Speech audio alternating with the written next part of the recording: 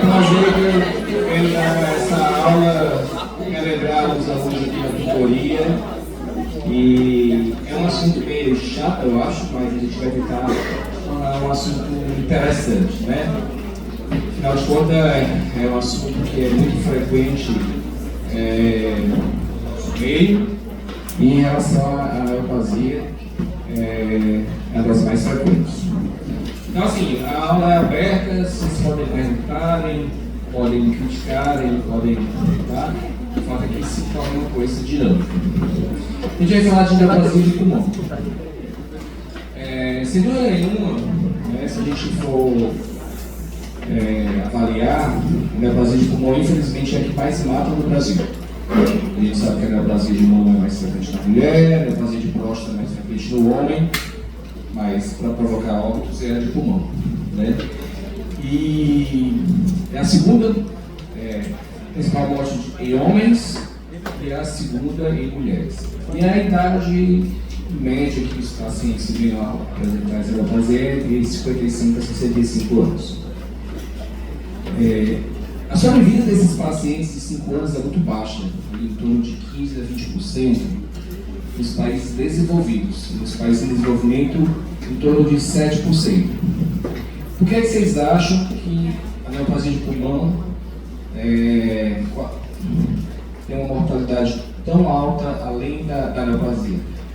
Porque, olha como é que funciona o nosso sistema, né? O paciente do SUS, que é fumante, que começa a tossir, tosse. Primeiro ele acha que é tosse do cigarro. Aí quando ele vai procurar o posto de saúde, já tem dificuldade para chegar no posto de saúde. Quando ele chega no posto de saúde, você tinha de pegar um médico interessado, né? Ele vai pedir um raio-x de tórax, pelo menos no início, né? E se o raio-x de tórax vai mostrar uma massa que possa ver, ele vai conseguir ver depois de uns 2 meses o que ele vai fazer o raio-x. Em outra instituição, vai querer o laudo para receber. Então o paciente vai perder tempo. Na hora que o paciente chega no posto de saúde com a massa pulmonar, ele vai ser encaminhado com um serviço SA. Ele custa mais uns 4 a 6 meses para chegar lá. Então quando ele vai chegar, o paciente já não tem mais condições cirúrgicas. Então por conta disso, tá, a maioria dos pacientes não tem chance cirúrgica. Tá? E isso é muito triste. E o nosso sistema, para ser democrático, diz assim: então, todo mundo tem um direito igual, então vamos marcar numa central. Eu fazia um ambulatório na Santa Casa, eu me lembro que eu tinha de atender 14 pacientes no ambulatório. Só que eles eram marcados com 1 ano de antecedência, porque enchia 9. No dia que eu ia fazer o ambulatório, só tinha 2 ou 3. Ou esses pacientes tinham morrido, ou esses pacientes desistiram, enfim. Uma coisa que é marcada com 1 ano, não tem condições de chegar aos 14 pacientes lá. Então, a gente não sabe de que maneira deve funcionar esse sistema, mas a verdade é que hoje, com a central, dificultou mais esse tipo de pacientes terem chance cirúrgica quando eles têm neoplasia de pulmão. Apenas 15% dos pacientes são diagnosticados em doença ainda local, potencialmente curável, né? Então, é muito, muito baixo. Então, só para revisar, esse é um slide que é bem antigo. No homem, o câncer mais frequente é de próstata e segundo de pulmão. Depois vem colo, reto. Na mulher, é de mama, colo, reto, depois útero e depois aqui vem pulmão. Aqui vem mudando. Se acha que a neoplasia de colo está mais frequente do pulmão, porque o tabagismo no Brasil diminuiu, né? Na época que eu era estudante com vocês, 35% da população era fumante. Depois, há uns tempos atrás, 17% da população ficou sendo fumante. Ou seja, a gente ganhou muito, né? O Brasil é um dos países que mais trabalha contra o tabagismo. Isso a gente deu uma vitória enorme em relação aos outros países. Quando eu morei na Europa, 50% dos franceses eram fumantes.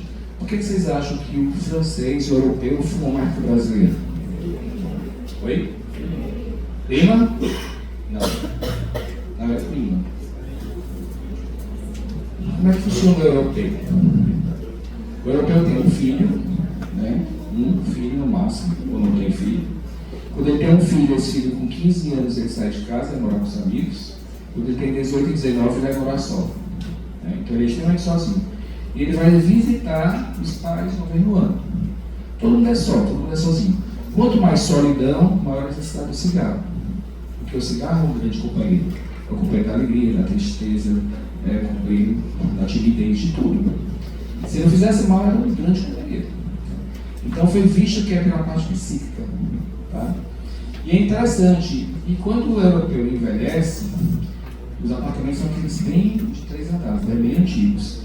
E ele não quer ninguém. Ele vai sozinho, subindo lá com o mercantilzinho dele e tal. No dia que ele não conseguir mais subir as escadas, ele vai lá e pula. A quantidade de suicídio da Europa é enorme, até porque geralmente eles não têm fé. Né? Não tem religião e tudo. Então eles evoluem dessa maneira. Tem local para eles morarem, mas a maioria não querem morar pelo governo. Né? Assim, eles preferem pular quando não tem mais condições. Eu sei que a gente dava o plantão lá e a quantidade de suicídio, de quedas e desse tipo de coisa é enorme. Tá? Então lá eles fumam bem mais. Né? E no Brasil se fuma menos. Só que tem um grande porém. O que é que veio de novo? Cigarro eletrônico. Tá? Existiu uma estatística que dizia que estudante de medicina, há uns 10 anos atrás, apenas 1% dos estudantes de medicina fumavam. Hoje, com cigarro eletrônico, você acredita que pelo menos 50% já tenham experimentado pelo menos o cigarro eletrônico numa festa. Isso é verdade. Isso é verdade. Qual a preocupação? O cigarro eletrônico não tem alcatrão. Não vai dar câncer. Ok. Só tem nicotina. A quantidade de nicotina geralmente é maior. A dependência é maior. Na hora que você não tiver o cigarro eletrônico na mão, você vai pegar o cigarro comum. E aí começa a vir isso de novo. Ah, mas o cigarro eletrônico tem outras substâncias que podem provocar doenças. Não foi comprovado a neoplasia ainda dela. Já veio a doença, o Levale, vai outras por aí que a gente não conhece, ainda é muito início. Mas o cigarro eletrônico é um grande problema que a gente está passando. Então, esse cigarro veio de onde? Né? Quem descobriu esse tabaco? Os índios, né?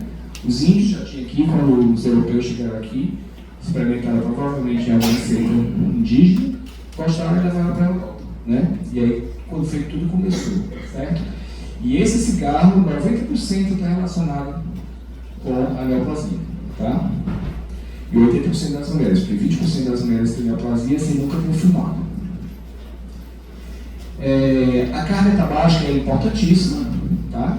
Vocês lembram como é que mede a carga tabágica, né? Os cigarros por 20 vezes anos. Então, quando você tem acima de 20 maços anos já é importante, mas para a neoplasia, principalmente acima de 30 maços anos, certo? Mas o que é mais interessante é que tem alguns estudos mostrando que a idade que você começou a fumar talvez seja mais importante que a própria carga tabágica. Para ver uma pessoa que começou a fumar com 15 anos, por exemplo, 14 anos, menino velho do interior, ele tem uma carcinogênese enorme, porque o pulmão é um estágio de crescimento. Né? Então, esse crescimento do pulmão, ele pode ter parado de fumar já 30 anos atrás, mas a carcinogênese vai ficar lá. Tá? Então, esses são fatores novos que eu acho que é mais importante do que a própria carga tabágica. O início da exposição é fator determinante. Isso já está bem visto. O tabagismo passivo é importante? Hoje não mais, porque vocês não deixam os pais de vocês fumar em casa. A cada 40 metros quadrados, cada 4 cigarros, o ativo fuma, o passivo fuma 1. Para estar em ambiente fechado. E hoje o fumante ele não consegue mais fumar em ambiente fechado com outra pessoa, que as pessoas não permitem. E isso ajudou. Tá? Isso aqui é só para lembrar que na minha época, as propagandas mais bonitas, mais interessantes eram do cigarro. Né? Então tinha a televisão direta, essas propagandas e tal, certo? Marlboro. E os 3 atores que participaram das propagandas, os 3 morreram de câncer de pulmão. E um deles entrar na justiça e tal, porque naquela época não se dizia que o cigarro era tão perigoso. Certo?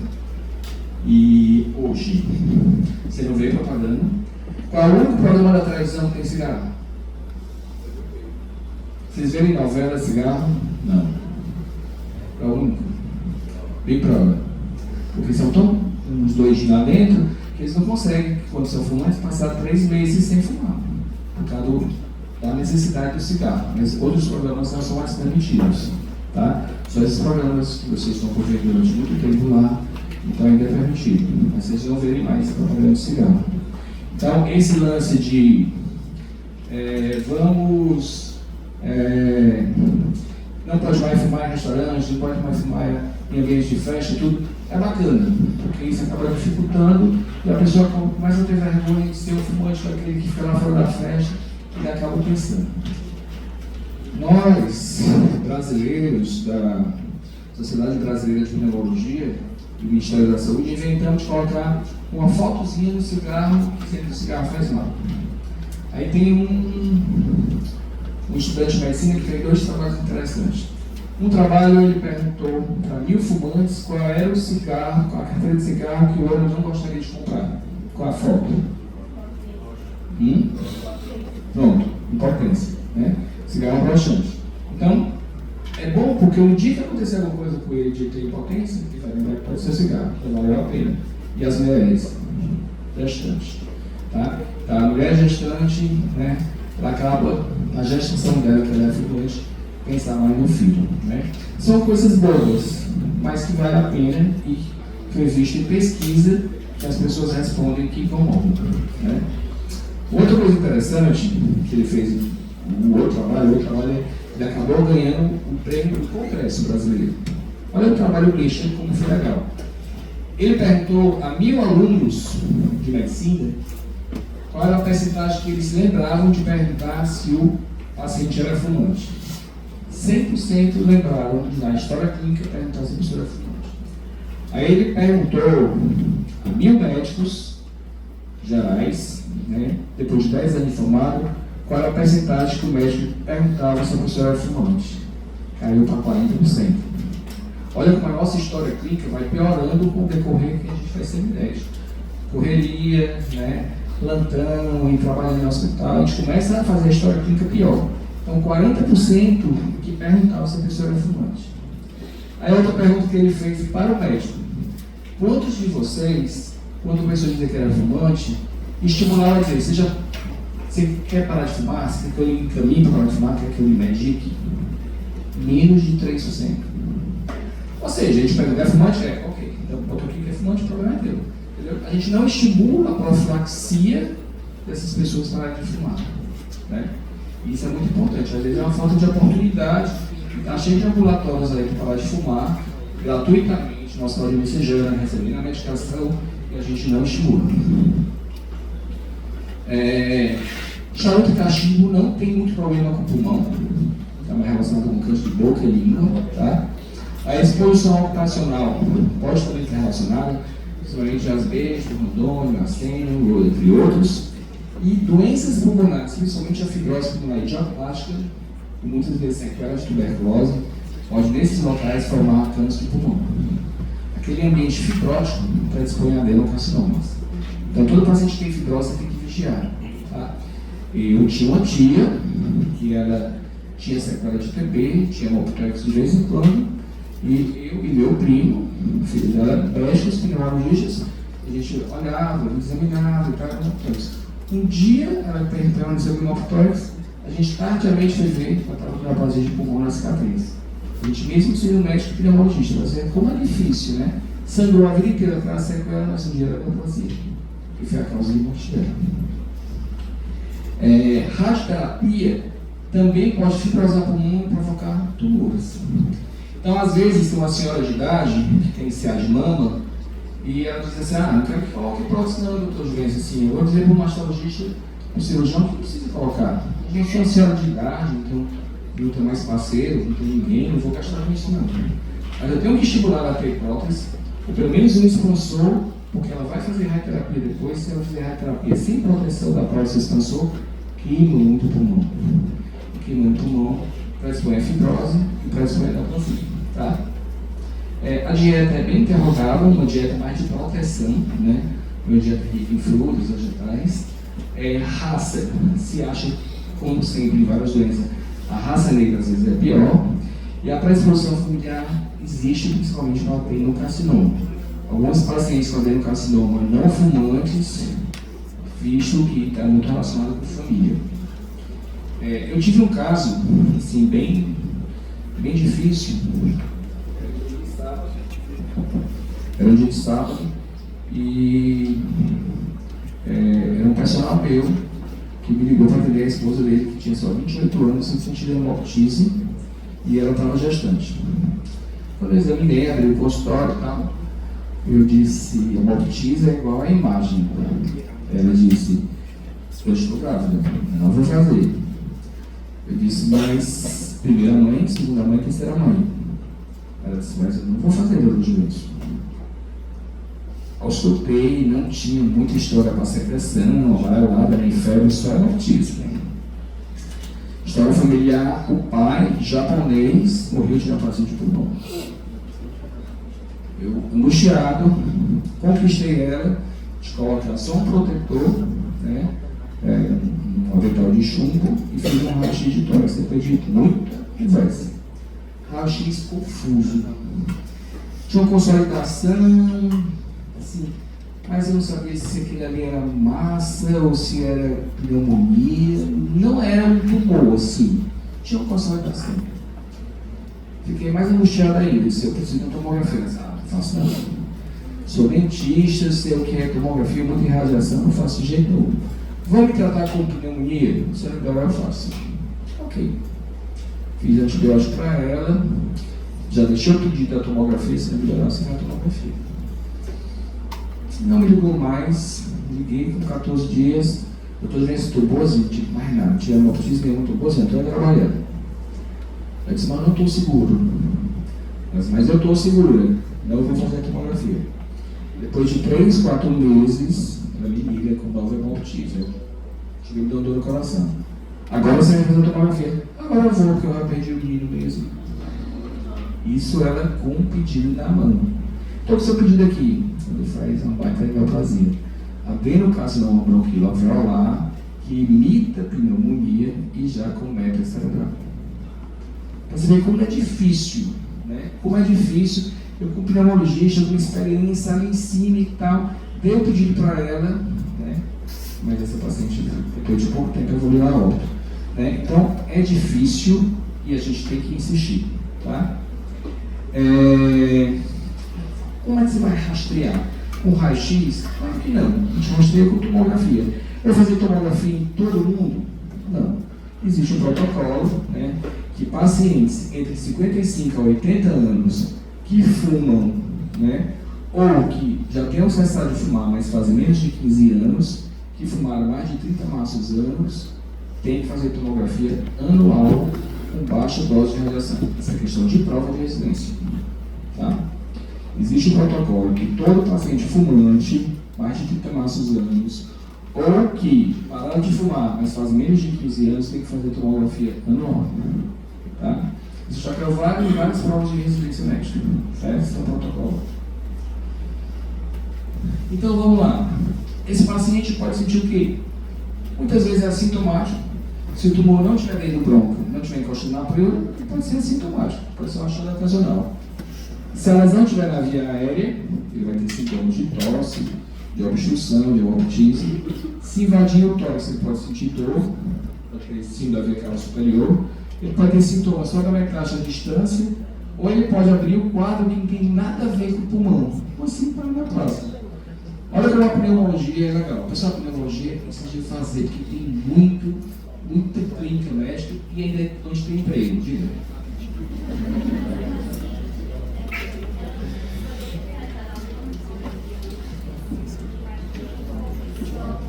Não fumante. Ela não sabia. Meu primeiro contato com ela foi esse. Mas a história familiar, pelo menos a nível de raio-x, não existe protocolo para tomografia sobre a história familiar. Só existe o fumante, a nível de ciência. Tá? Eu estava dizendo, ó, a pneumologia está relacionada com a endócrina, a paciente aparece com coxa, aparece com sinal para hormônio antidiurético. Com a neurologia, às vezes tem síndrome trombética, amiastenia, está relacionada com a hematologia, né? O tumor às vezes infiltra na medula óssea, da anemia hemolítica. A pneu é muito ampla, mas ninguém quer pneu. Por que ninguém quer pneu? Levanta a mão quem gostaria de fazer pneu. Só uma. Eu arrisquei. Porque é fisioterapeuta, né? Por que vocês acham que ninguém quer fazer pneu? Porque a gente só trabalha com catarro, né? A gente não trabalha com máquina, a gente não trabalha com coisa. A minha residência médica, que eu me encontro messejando, só vem gente de fora. É do Pará, é do Amazonas, tudo. Às vezes sobrava vaga. Agora está melhorando pelo Covid que parcialmente. Mas assim, toda vida sobrava vaga. Mas na hora do corpo a corpo, é onde tem paciente. Eu faço consultório todo dia até meia-noite. Ela que me conhece, eu estou procurando a avó dela. E faço consultório dia de sábado e domingo. Porque não tem quem queira pneumologia. Então assim, não precisa ter plano de saúde, tem muito paciente. Mas a gente não tem exame complementar. Né? Então, esse aqui são os sintomas que podem manifestar. E aí, vamos lá. Sintomas da via aérea: tosse, dispneia e hemoptise. Hemoptise é muito amplo, né? As causas de hemoptise. Toda hemoptise é igual a tomografia. Toda hemoptise é igual a tomografia, porque pode ser neoplasia, tá? Hemoptise me faz lembrar uma paciente que eu nunca esqueci.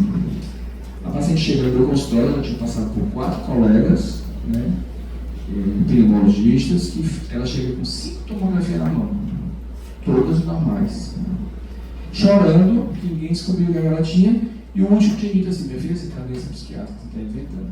Ela fez 5 tomografias, fez broncoscopia, fez tudo, e você não tem nada. E ela chega mostrando a foto da hemoptise dela no celular. Eu disse: puxa, eu estou lascado. Minha mulher já foi todo mundo, já fez todos os exames, eu vou pedir o quê, fazer o quê com essa mulher? Ela é muito nervosa, eu disse: será que eu vou dizer também que ela está inventando? Inspirei, pensei, aí só fiz uma pergunta: quando você tem hemoptise, você relaciona com a sua menstruação? Ela disse: não sei, não lembro. Talvez algumas vezes sim. É raro, mas eu nunca relacionei. Ok. Você vai ver alguma cirurgia uterina? Eu tenho 2 filhos cesárea. Ok, depois eu tenho a última chance. Faço a tomografia na época da sua menstruação. Outra tomografia, a última chance. Quando ela faz, tinha tecido uterino, apareceu dentro do pulmão, endometriose crônica. E aí, graças a Deus, que deu diagnóstico. Aí ela chega, e agora? Eu cheguei assim: você tem 2 opções, você tem 29 anos. Ou tu espera a tua menopausa, dependendo de anticoncepcional aí, para não menstruar mais por esse pulmão, ou então tira logo esse tecido uterino do pulmão. E ela operou. Tá? Então, para você ver como é difícil, né? A pessoa que tinha rodado, primeira suspeita, geralmente é neoplasia, mas 29 anos, e não fumante, né? Era bem provável. Da invasão torácica, você pode ter a dor, rouquidão, porque lesiona nervos, soluço, porque lesiona nervo do diafragma, tá? Disfagia, porque às vezes comprime o esôfago, e pode ter sido tipo um coxo via cavo superior, que a gente vai ver daqui a pouco. E aí, os tumores centrais vão dar sempre tosse, hemoptise, pode sibilar. E os periféricos dão tosse, dor torácica. Vamos supor que eu tenho um tumor, aqui é um brônquio, aqui é outro. Eu tenho um tumor bem aqui, bem no meio. Ele é um tumor central ou periférico? Pronto. O que eu vou mais esquecer? É um tumor periférico. O tumor central não é o que está no centro da imagem, no centro do pulmão. É o tumor que nasce dentro do brônquio. O tumor que nasce aqui dentro do brônquio, ele é central. O tumor que nasce fora do brônquio, ele é periférico. Então não é o que está no meio do pulmão. O tumor que está periférico, você vê aqui. Tá?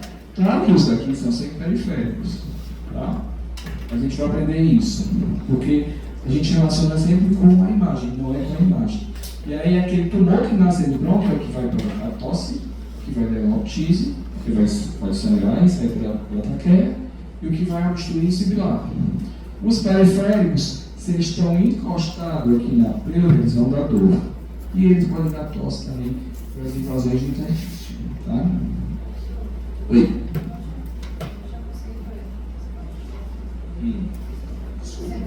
O central é que nasceu dentro do brônquio, tá? Aqui se ele estiver bem aqui, entre um bronco e o outro, ele entra em férias. Porque ele nasceu fora do bronco. Certo? Oi? Ele pode dar dor, tá? Mas o prefeito dá mais, porque o pulmão não dá, quem dá mais é a pleura. Tá certo? Ele pode dar dor se, principalmente no dia pleura nem de chinelo. Tá? Oi? Eu acho os centrais mais agressivos, tá? Porque, e os periféricos tem que diagnóstico mais tardio, porque se ele não encostar na pleura, você não está sentindo nada. Vai levando. Aí quando você vai sentir, está agressivo porque invadiu o pleura, tá? Mas os centrais são mais, dá mais dispneia, né? Dá mais sintomas, certo? A pessoa sangra mais, né? Por falar em sangrar, o paciente que está com hemorragia, que está no interior, com ele direto. Acabou de se informar também que o paciente está sangrando, desesperadamente sangrando. Hemodinamicamente instável, pressão baixa, e sangrando, aí tu faz aqueles anti-hemorrágicos meio que nada, coloca um no soro, faz tudo, e o cara não para de sangrar. Como é que tu vai salvar esse doente? Eu dou um 10 para quem disser, aí pode se embora. Oi?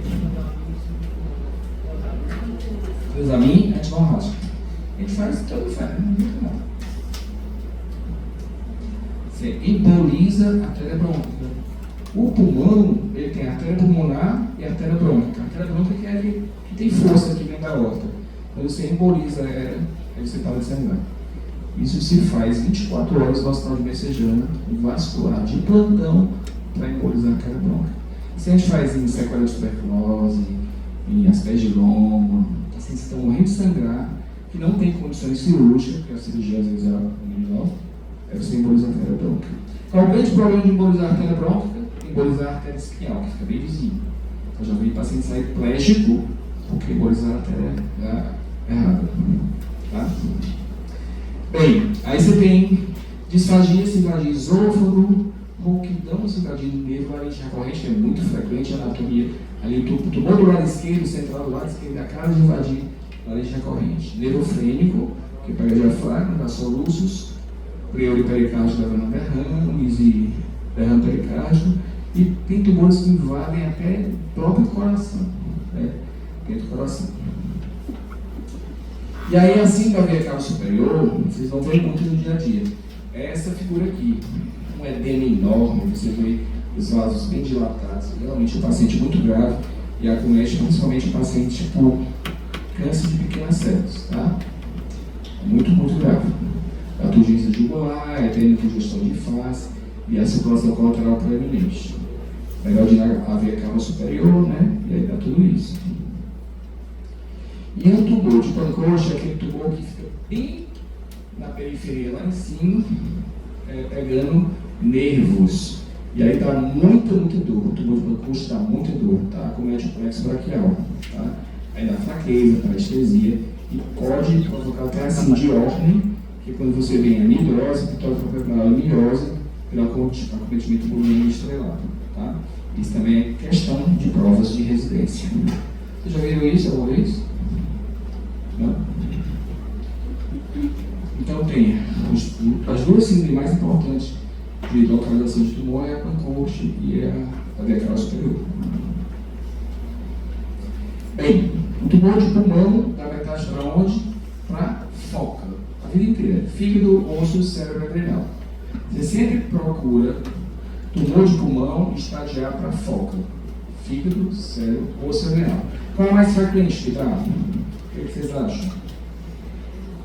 Adrenal, 50%. Tá? Depois vem fígado ali, cérebro e osso pode dar. Então tem que estadiar o quê? Tomografia de abdômen, talvez esse fígado e adrenal, e de crânio, que é a ressonância melhor. Osso tem que fazer todo o exame? Não, se você tiver dor óssea. Porque é muito caro você pedir cintilografia óssea em todo mundo e difícil, até porque não tem nas instituições públicas. Se você tiver num grande centro que tem, ok. Aí tem uma coisa importante. As metástases ósseas são osteolíticas e osteoblásticas. Questão de prova. Osteolíticas são aquelas metástases que são pretinhas, que fratura com facilidade. As blásticas são aquelas bem brancas, calcificadas. Só quem dá metástase osteoblástica é mama, próstata e linfoma. Mais nenhum. Mama, próstata e linfoma, as lesões ósseas são osteoblásticas. As outras, tudo de outros tumores são osteolíticas. Tá? E aí, as metástases do sistema nervoso central podem atingir exterior, mas podem atingir também esteroideira e limite. Tá? E as metástases ósseas, como a gente falou, são lesões osteolíticas. Vamos supor, pequena lã, vamos supor que você tenha uma metástase cerebral pequena, bem pequenininha, certo? Um paciente de bastante idade, mais de 80 anos, difícil de cirurgia. O que você faria com ele? Não vai dar uma chance para ele, porque senão essa metástase vai crescer, vai dar confusão, vai acabar dando edema no cerebral. Que conduta você tem hoje atual para fazer com ele? Alguém quer ajudar lá? Rádio. Que tipo de rádio? Ou você tem uma coisa chamada radiocirurgia. No lugar de você fazer 30 radioterapia para ele durante 30 dias, você pega essas 30 e joga numa só. Num aparelho extremamente localizado, que se localiza bem direitinho e joga as 30 de uma vez na radiação, e é chamado radiocirurgia porque funciona como a cirurgia. Aquele tumor ele atrofia tudo. Eu tenho vários pacientes de neoplasia de pulmão que já fizeram radiocirurgia no pulmão ou no cérebro, em pacientes que não têm condições cirúrgicas. Tá? Posso garantir cura? Não. Mas alguns curam e outros prolongam bastante a vida, principalmente em pacientes em Fortaleza já tem, tanto no ICC quanto no CRIO. Tá? Já chegaram os aparelhos. Então, a doença foca, né? E as síndromes paraneoplásicas, as mais frequentes, é hipercalcemia, síndrome papilar do hormônio diurético, Cushing, osteopatia hipertrófica e síndrome astênica de entorno da perna. Tá? São as mais frequentes. E aí, essa hipercalcemia, quando todo paciente com neoplasia de pulmão, você tem que procurar sempre para neoplasia, eles estão presentes em mínimo 10% desses pacientes. Então, tem neoplasia de pulmão, eu peço cálcio em todos eles. Se o cálcio estiver muito alto, com hipercalcemia, de difícil controle, é muito difícil também controlar essa calcemia, provavelmente ele tem um carcinoma epidermoide. A gente não sabe por quê, mas é o carcinoma epidermoide desse tipo que dá hipercalcemia. Se eu tenho síndrome inapropriada, sim. Aí como é que é essa hipercalcemia? Ele aumenta o PTH, mas não é PTH comum, é PTH acima. Aí tem uma diferença do hiperpara, exatamente porque quando eu doso o PTH normal, ele vai estar suprimido, vai estar lá embaixo. Porque ele produz outro PTH acima, que é igualzinho ao PTH. Mas aí a diferença que eu não sei que ele está com hiperpara é porque o PTH dele está diminuindo. Tá? O quadro clínico é idêntico ao hiperpara, certo? Quando eu tenho uma síndrome inapropriada do hormônio diurético, está muito relacionada com carcinoma de pequenas células. É igualzinho uma síndrome inapropriada do hormônio diurético, tá certo? Você vai ter hiponatremia, você vai ter hiponatremia hipotônica com a urina inapropriadamente concentrada, tudo está sendo inapropriado. Cushing também está relacionado com pequenas células. Tá? E todos esses sintomas só vão desaparecer quando eu consigo controlar o tumor. Não adianta eu tratar a síndrome endócrina, tem que controlar o tumor, que é a causa. Tá? E a osteopatia hipertrófica está relacionada com o adenocarcinoma. É uma síndrome que você tem baixamento digital, sinovite das grandes articulações, tá? E está muito relacionada com o adenocarcinoma. O baixamento digital está relacionado com o que, pessoal? Sachada. Por exemplo, uma coisa interessante. Câncer de pulmão, baixamento digital. Fibrose pulmonar, baixamento digital. DPOC, nunca dá baixamento digital. Ninguém pode ser. Tá? Nunca dá. Paciente com DPOC, você cuida a vida inteira, começou a ser baixamento digital, pode procurar que ele está fibrosando ou então ele está com uma neoplasia de pulmão associada. Mas ele sozinho ele não dá. Então você começou a notar isso. A hepatopatia crônica pode dar, tá? A teoria digital. Então foi visto que a fisiopatologia não é mais hipóxia.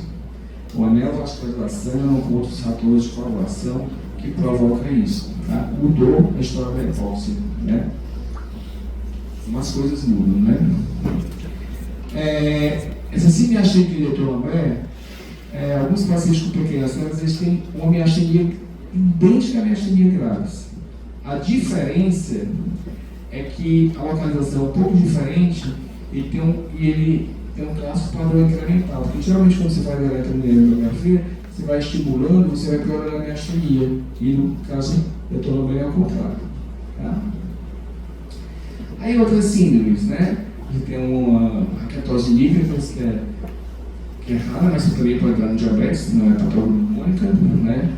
Você tem esse sinal de lesetelar, que é esses celatomas aqui, tá? São bem mais raros, né?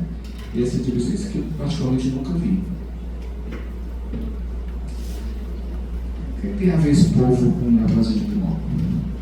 Walt Disney. E Jorge Harris, Dana Summer, o que tem a ver? Todos, infelizmente, morreram de neoplasia de pulmão. Tá? Walt Disney ele fumava escondido, porque ele não queria que as crianças soubessem que ele era fumante. Então, ele chegava em casa, fumava todas, quando ele estava sozinho com a família, ele fumava todas, mas era proibido dizer que ele fumava. E ele morreu de neoplasia de pulmão de pequena célula. Tá? Claude Monet, quem é Claude Monet? Pintor, impressionista, francês, né? Morreu de neoplasia de pulmão. Nash King Cole, também pianista, jazz, Dana Summer e o baterista dos Beatles. Todos morreram de neoplasia de pulmão, todos grandes fumantes. Tá? Isso aqui é só para a gente poder acordar um pouquinho. E aí, eu estou num quadro clínico, um fator de risco que possa sugerir, começa com ragem de tórax, mas logo em seguida presta uma TC de tórax, sempre com contraste. Neoplasia de pulmão tem que pedir contraste, a não ser que a pessoa seja extremamente alérgica ou tenha insuficiência renal.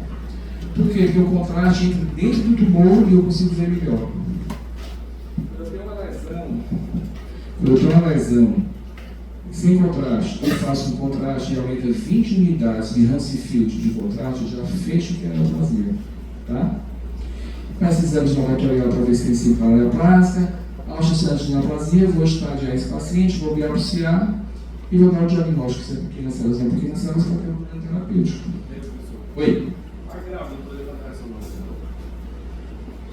A ressonância não é bom para pulmão, por quê? Por que a ressonância não é bom para pulmão? Tu viu a pessoa pedir ressonância para pulmão? Ressonância não tem irradiação. A gente não testa para pulmão. Onde tem ar, a ressonância não pega nada, todo mundo achava. A ressonância é ótima para cérebro, ótima para coluna, tá? Mas para pulmão a gente não testa. A não ser que eu quero ver se aquele tumor está invadindo uma aorta, um vaso, com detalhes. É quando eu peço a ressonância para tumor de pulmão. Você não peço para leproceia, não peço para tumor de pulmão. Tá? Infelizmente a ressonância não serve para a gente. Certo? Há quem faça, há radiologistas que alguns deles já estão tentando estudar a ressonância para pulmão.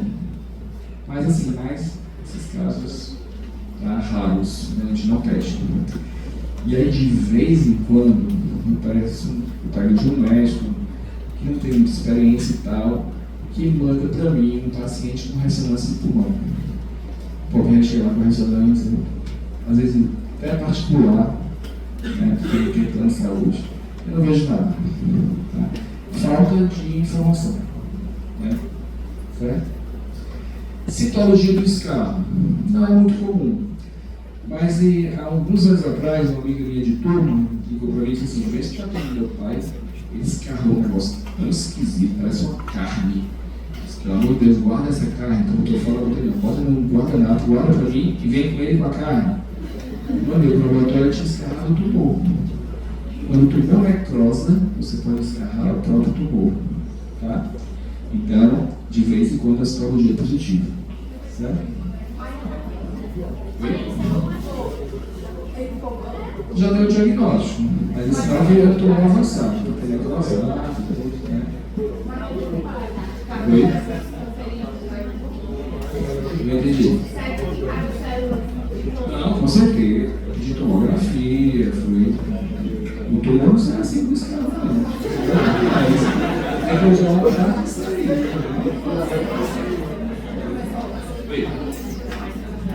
Central.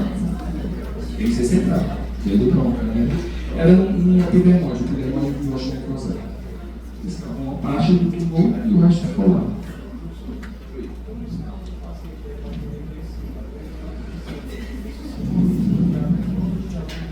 Não, a coroanefrose é como se fosse um tecido mesmo, um tecido pulmonar necrotizante, tá certo? Quando é emagrecido, existe uma coisa chamada do próprio cigarro, tá certo? Não, aí pode ser outras causas. Você pode estar com a própria pneumonia ou bronquite, o cigarro pode ser isso. Geralmente é amarelo esverdeado, mas pode vir escuro, tá? Não significa não, tá? Então, a tomografia, geralmente é o que a gente pede, com contraste de forma preferencial, ele avalia a média X também, avalia a massa pulmonar, avalia a metástase e tem uma sensibilidade especificada de 70%. Né? A ressonância magnética, como falou, a gente particularmente não é, ele é útil só no tumor de pancoche, porque você vê os nervos, ou quando invade alguma substância do média X. O PET. Ouviu falar em PET scan? Quanto é que custa o PET scan? O PET custa em torno de 5, 6 mil reais. O plano de saúde não quer pagar facilmente. Ele diz assim, ó, tu tem tumor, já diagnosticou, então eu pago o PET para saber se tem no corpo inteiro alguma metástase. É quando ele paga. Mas às vezes eu estou desconfiado que é um paciente que está perdendo muito peso, está emagrecendo e, sabe, e o paciente, tudo pessoal, PET, né? O problema é que um PET equivale a 250 reais de radiação. Eu tenho que pensar bem. A tomografia equivale a 50 raios-x, o PET equivale a 250. Tem gente que vai fazer check-up comigo assim, toda essa hora aquele PET, meu filho, não posso pedir, porque é muita radiação, você não está sentindo nada e a cada 3 meses eu vou ter que pedir, porque a vida muda a cada 3 meses. Né? Então não tem o menor sentido. Então a gente pede quando já tem história de neoplasia. Ou quando eu quero acompanhar se a quimioterapia, se o tratamento de imunoterapia está resolvendo. Né? Olha como é legal. Eu jogo uma substância metabólica, e ele entra no tumor e ele brilha. E esse brilho, a gente dá uma nota de SUV. Se o SUV for maior que 4,5, eu sei que é neoplasia. Se o SUV for 2, 3, 1,5, é inflamatório. Aí eu tenho um tumor com SUV de 20. E faço 2 meses de remédio de quimioterapia e peço um PET. Aí o SUV caiu para 8. Eu sei que está respondendo o tumor, ele está menos ativo. Então é bacana porque esse SUV vai me dizer a resposta e vai me dizer se realmente é tumor. Tá? É feito em Fortaleza, mas só privado. Não consigo ter o SUS de jeito nenhum. O SUS diz que dá um exame por mês, eu nunca consegui ir.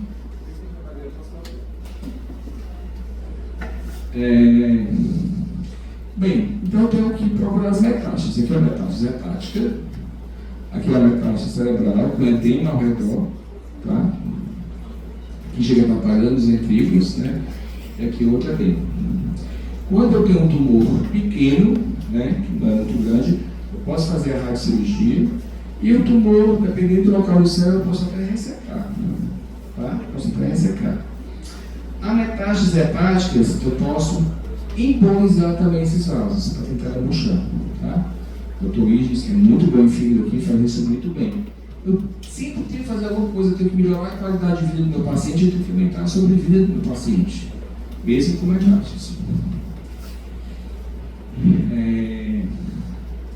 Quando invade pleura, eu vou para a pleura. E é muito comum os tumores periféricos invadem pleura. Então, eu vou fazer citologia dessa pleura. Né?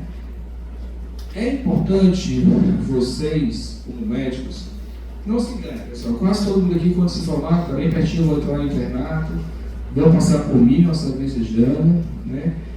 Decora, J de Juventus, a minha idade é J, é muito melhor que H, certo? Porém, vocês sabem bem mais tarde. Então, se estiver perto do plano de residência, não passa por mim, não. Eu dou para estudar e para passar na H. Certo? Ela termina 2 horas da tarde.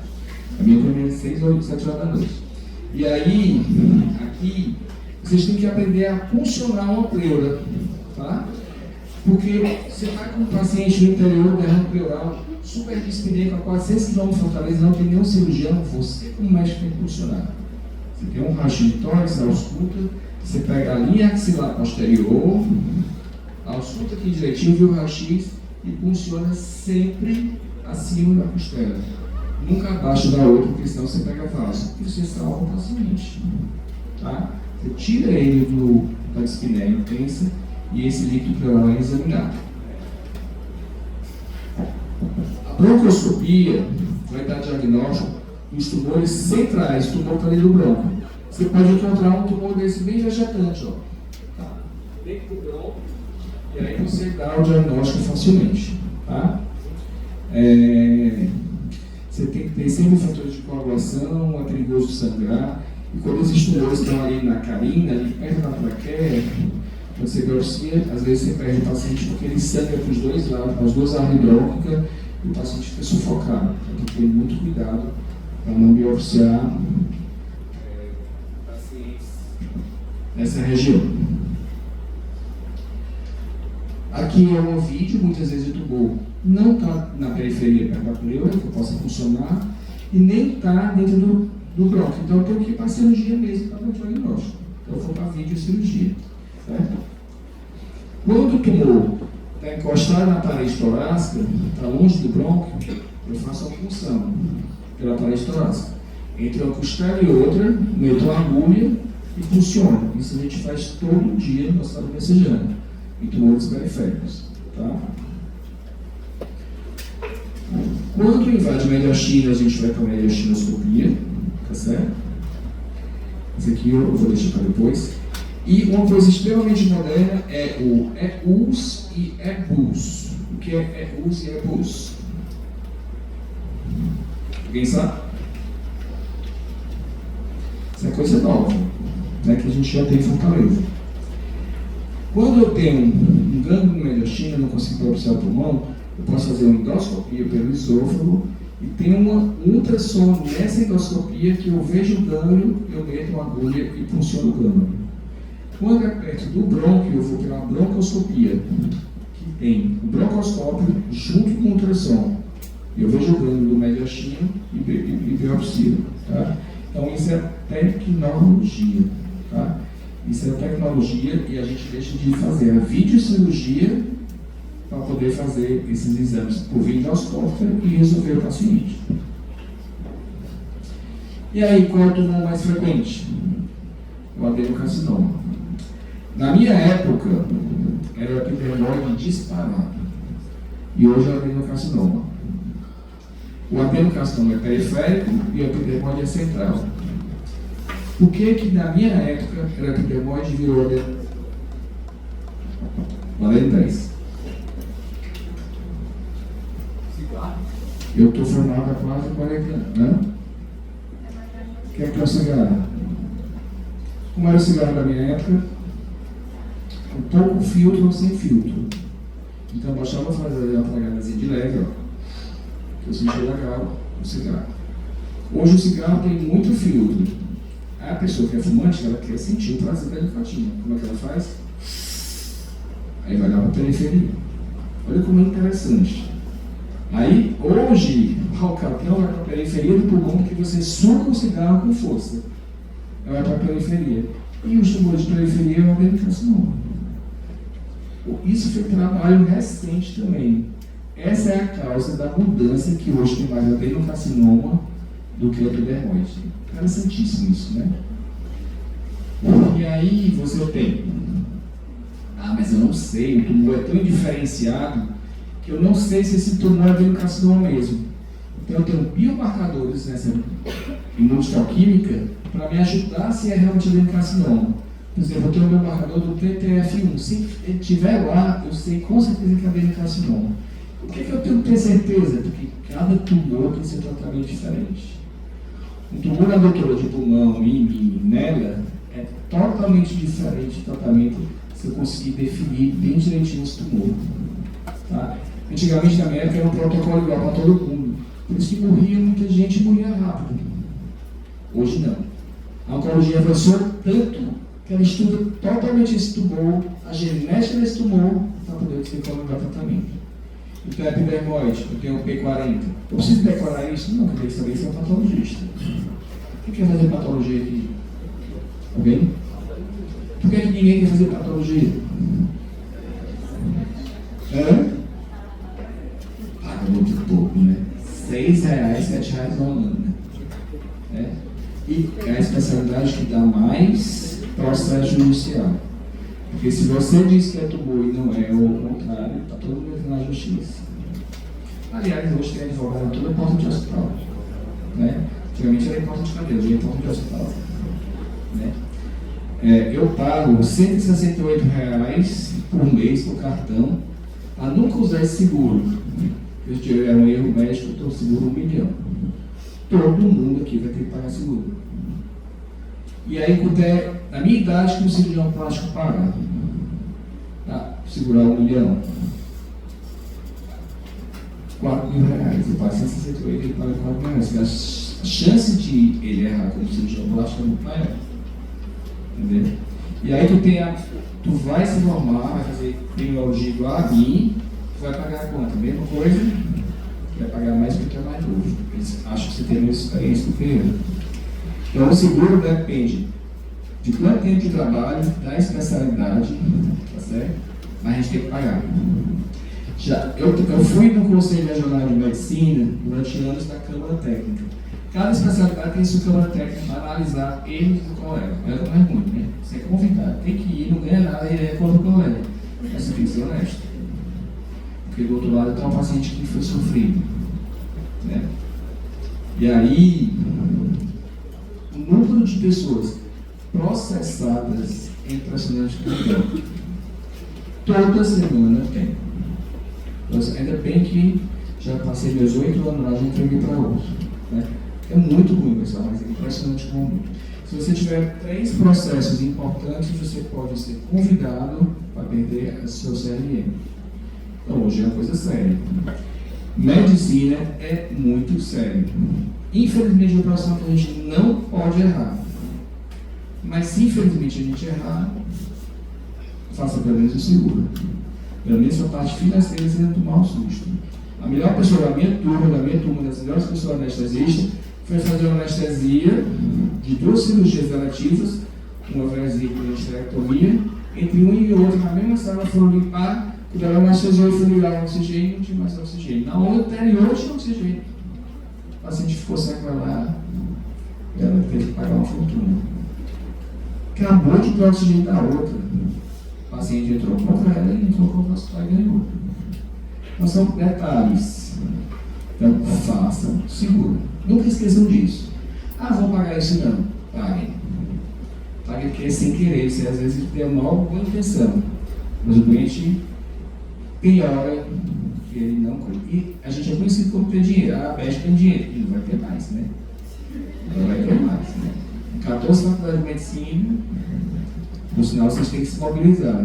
Eu fui me mobilizar um dia desse com um WhatsApp desse, dizendo que era um absurdo, quase o pessoal me mata, dizendo que eu era riquinho, não sei o que, não pensava nas pessoas.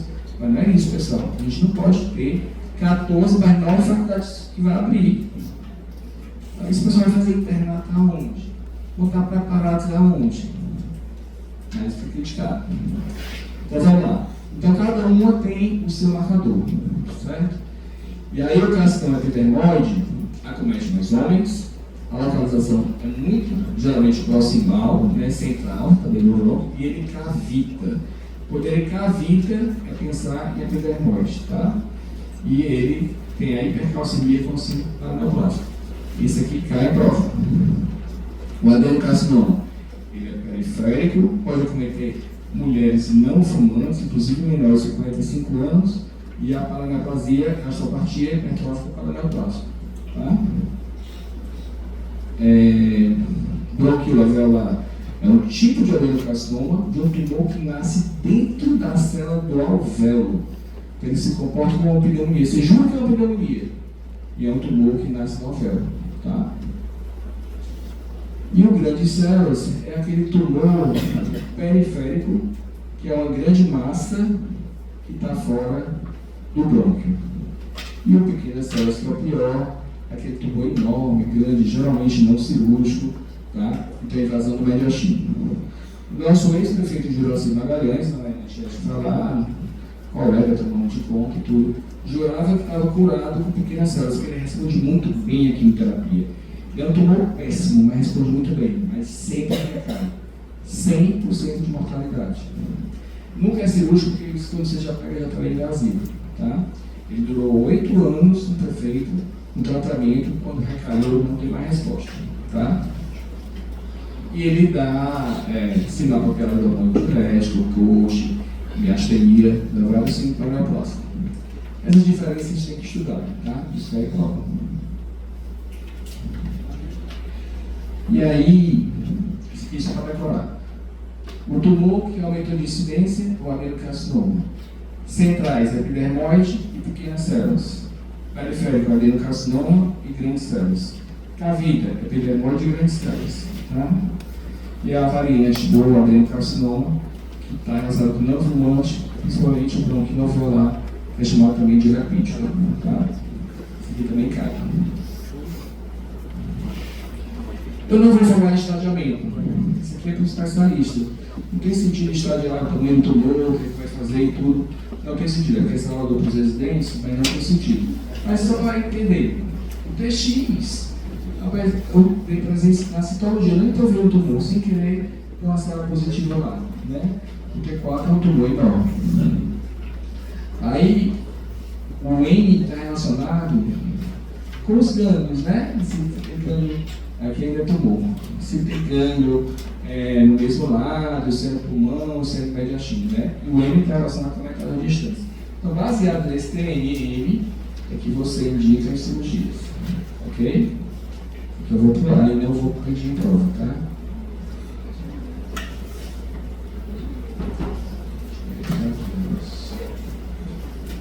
E aí, esse aqui é tratamento que eu não vou pedir. Tá. O que é esse aqui? Quem sabe? Quem é cirurgião? Ele conhece? Por que é que o cirurgião está aqui e a cirurgia também aqui? Cirurgiões, ora, robótica, né? Esse é o grande avanço. O que é que vai acontecer? A chamada está sendo passada, viu, pessoal? Viu? Tá por aí. O que é que vai acontecer? Eu quero operar com o melhor do mundo ali nos Estados Unidos. Né? O cara lá nos Estados Unidos, daqui a pouco, vai lá de lá, ele vai operar você aqui no Monte Clínico. Ele vai mexer no robô, a distância, ele vai operar. Isso está muito próximo. É uma grande tecnologia, perfeito. Está aqui o robô com um monte de mão dele lá agindo. Eu tenho só um cirurgiãozinho aqui perto se acontecer alguma coisa, mas o grande cirurgião está no campo do centro cirúrgico, operando sem luva, sem nada, só aqui mexendo no robô. É um grande avanço, mas isso tira várias, no segundo auxiliar, no terceiro auxiliar, né? E também o próprio cirurgião, muitas vezes aqui, né? Porque qualquer pessoa vai poder operar à distância. Mas isso já existe em Fortaleza, cirurgia robótica para pulmão. Aí, isso, o pulmão sai num buraquinho bem pequenininho, né? Porque o pulmão vai sair num orifício bem pequenininho ali, de 3, 4 pontos. Quem que me explica? Eu vou fazer uma lobectomia, tirar um lobo do pulmão, um lobo enorme, e vai sair no buraco. Oi? Sabe, era todo de pulmão para tirar, então.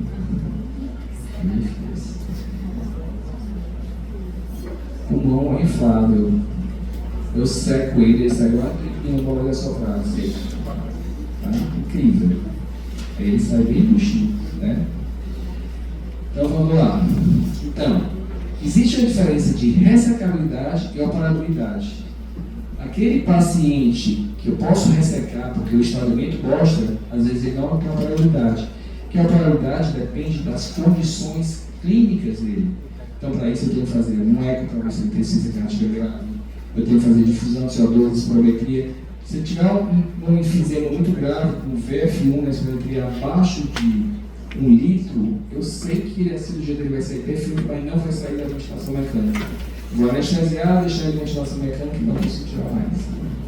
Eu me lembro demais, o Dr. Régio Carlos, grande cirurgião torácico, cardíaco, mandava tudo para mim, mandou o paciente para mim para eu operar. O Dr. Régio, esse paciente teve a menor condição de operar.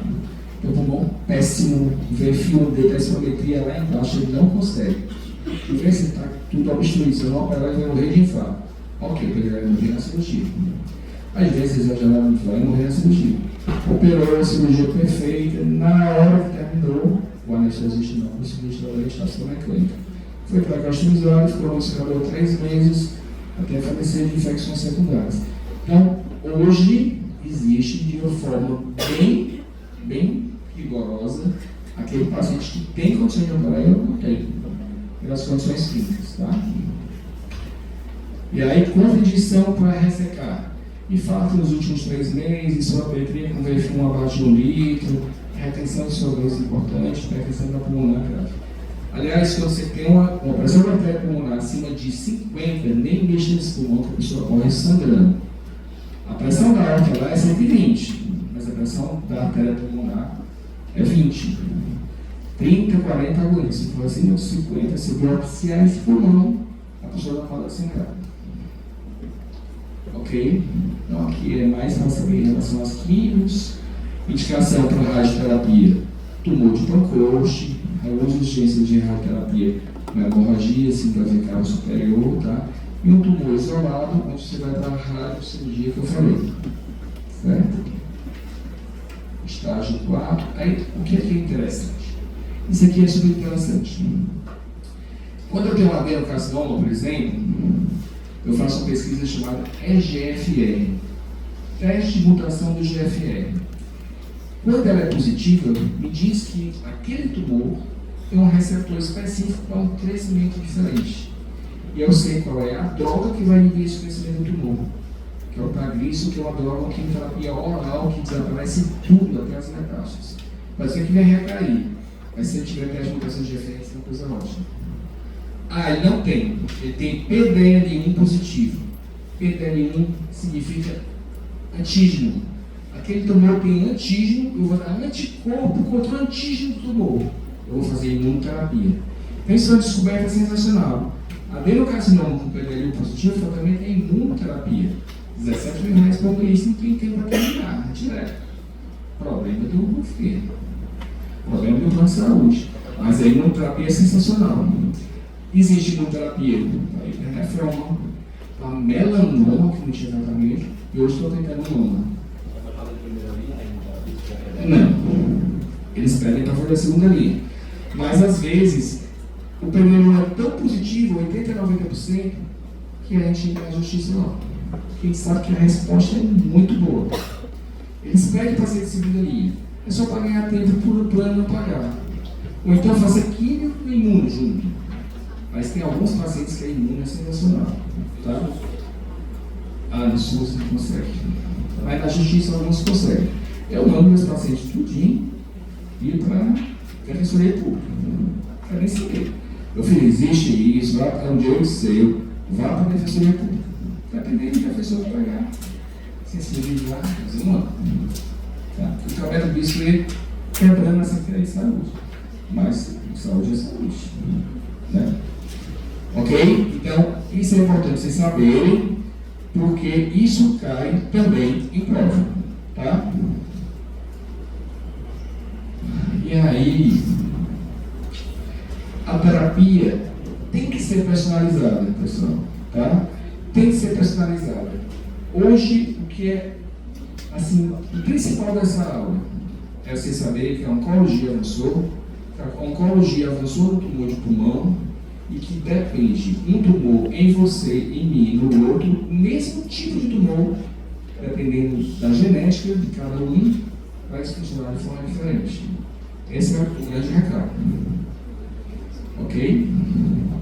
Então, o segmento, né? Tem que encorajar o paciente para parar de fumar também, muitas vezes, porque às vezes ele quer continuar fumando. Para homenagear, que o nosso Cláudio mandou A gente vai botar o pessoal ao lado dele, né? E, para homenagear meus alunos, nós temos aqui eles. Né? Vamos ver se eu consigo lembrar. Né? O meu pequeno Alain. Né? Caio tá aí? Ei, Caio. Então, aqui é tudo torcedor do Ceará. Emerson. Né? Emerson. Né? Aí tem Eulália tá aí. Eulália. Maria. Fernanda.